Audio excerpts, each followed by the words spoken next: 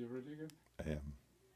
So this couple with two teenage boys, after they were released by Germans, father said to them, "Stay in the city, don't go back, because the local communists over there will kill you. Mm-hmm. They will consider you as a friend of Germans or something." Mm-hmm. And the man said, "Why would they do that to us? We haven't done anything. These were simple farmers, uneducated people. We don't take part in anything. We got to go and harvest our barley. What are we going to eat? Mm-hmm. Winter is coming." Mm-hmm. Well, they didn't listen to my father, and they went back. And while they were harvesting their barley, this Simeon Zakharovich and his gang came out, and they killed both parents and the boys with the sticks they cut out in the forest. Just beat them down to death. And so this relative that we had was so enraged by all of that, and plus what they were doing to his mother and his brother, and he was the one that was sent out of the village during the collectivization, and had to live in coal mines over there in eastern Ukraine. And his father was executed in Minsk because he was not cooperating with the collective system. So he was so enraged that he organized a group of men who were in the police force in Petrikov for Germans. And he went into the forest looking for these men who were doing this kind of thing. And I believe he succeeded in capturing four of them and turning them over to Germans. And they were supposed to go to Petrikov and stand a trial. The four. Yeah. So they tied them up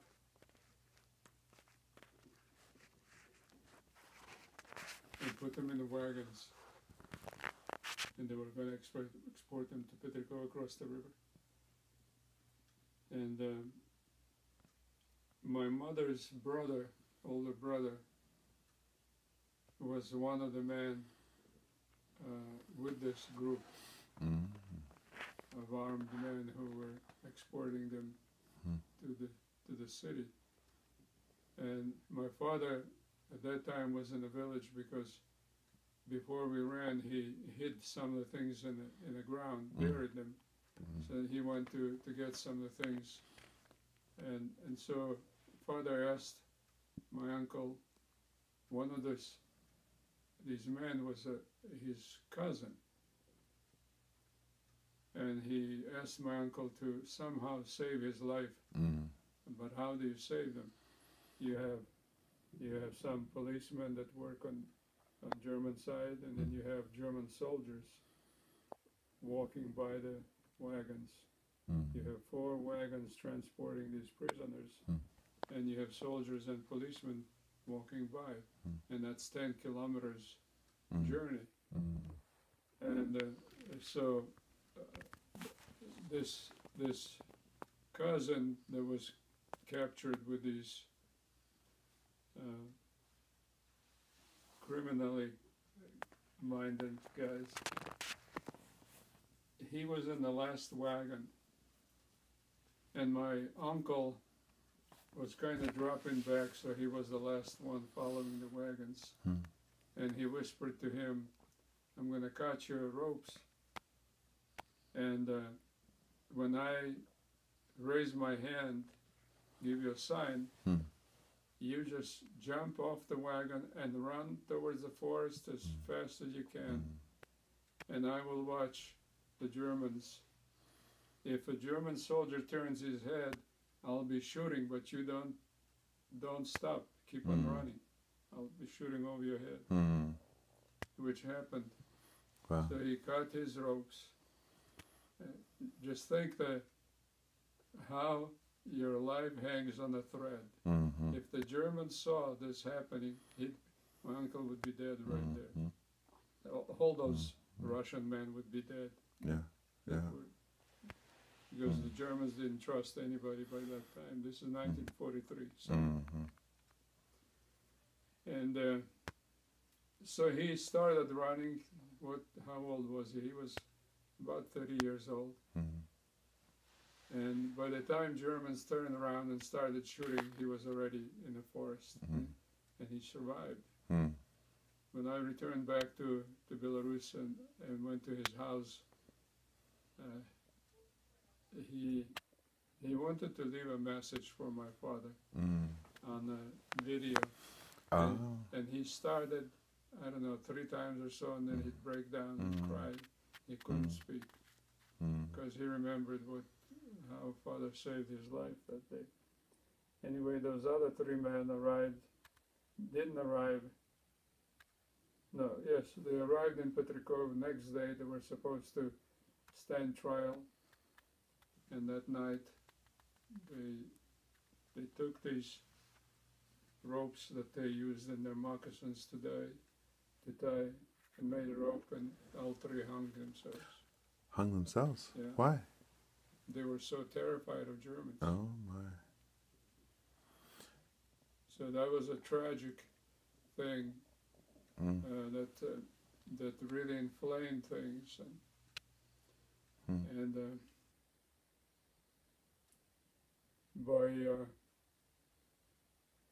by the end of August, the communist forces were pushing harder and harder, and the Germans decided to burn the village down because they were afraid that in the night they'd be surrounded and exterminated.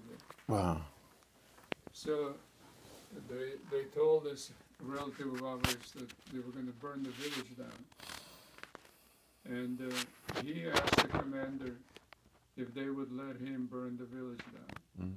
He told me this himself, Mm. and I talked to him in Chicago. Wow. His anger was so uncontrollable for what they did to his mother and his brother that he was in a rage. And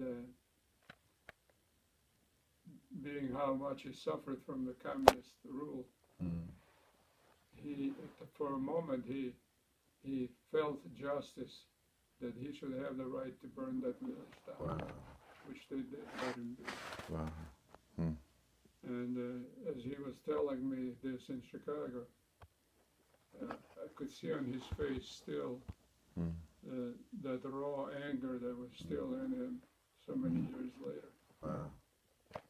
So they burned the village down, and on the way out of the village towards Petrikov, there was a school.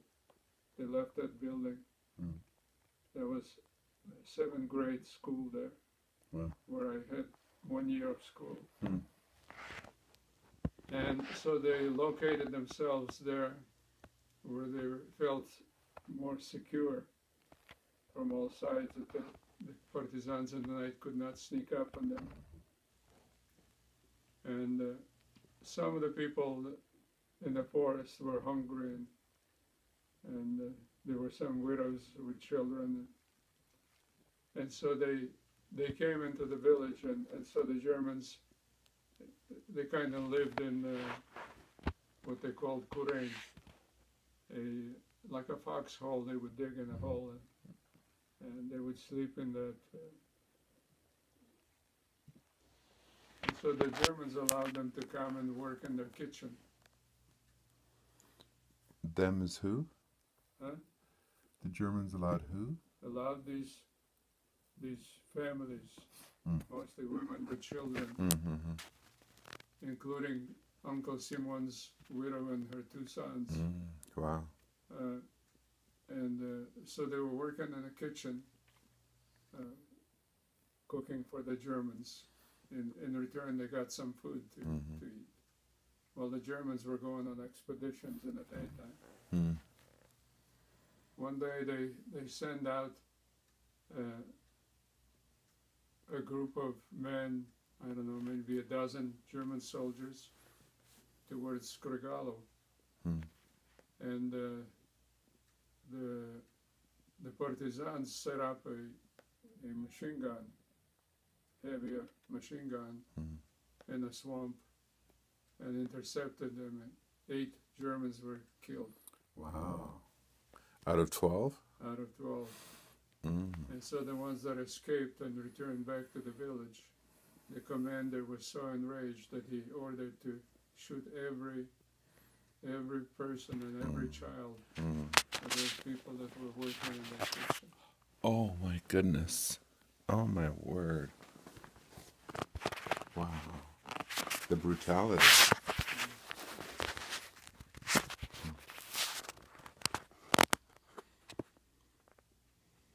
And at some point, the German command left Shestavici, and in the middle of September, the partisans brought heavy artillery to the river, and they were shooting across the river. Mm. The shells were landing where the church is on the hill. Mm. It's at least a mile, Wow. maybe a mile and a half distance. I remember my father sent me out to take a horse to the pasture, and this horse was a tall female and very nice horse. But when the guns were shooting, she was spooked, and I couldn't get her head down. Mm. I couldn't get on the top to return back to the city. Wow. And normally in a quiet time I would tap her neck and she'd bring her head down. I'd take it by the hair and tap again, and she'd lift me up, and I climb on the back, and there was no saddle. But this day was very difficult. She wouldn't bring her head down, and I couldn't get up there. So I brought her into this ravine and got her into water up to her belly. And then I backed up about 15 feet and ran, and then jumped trying to get to the top, and missed grabbing her by the hair and slid down into this swampy water up to my arms. And finally I found a stump and somehow got on this stump and got on and got back to the city. But the shells were falling everywhere. The partisans were shooting right across the river into the city. So this is Russians shooting, not at you, but because you were there. The city was under attack. Yeah, The right. city was under German occupation. Right, yeah. I don't know how many soldiers, they may have had a couple hundred soldiers, and maybe as many as 30 or 40 police, civilian Belarusians that served on the police force. So they couldn't really defend themselves against a large force. So this thing was going on, and the winter was coming, and towards the end of the harvest, less and less people were remaining in the city. They were running to the other side because the word was spreading that the front lines were coming closer. The Germans were being pushed out of Soviet Union. And by then, we had both of my grandparents on both sides in Petrikov. Father got my grandfather in Petrikov. And so the family was, most of the family was in Petrikov. So they were beaten, but they weren't killed. They survived that. Your grandparents. Right. We don't know what would happen if partisans succeeded taking them to the headquarters, what their intention was.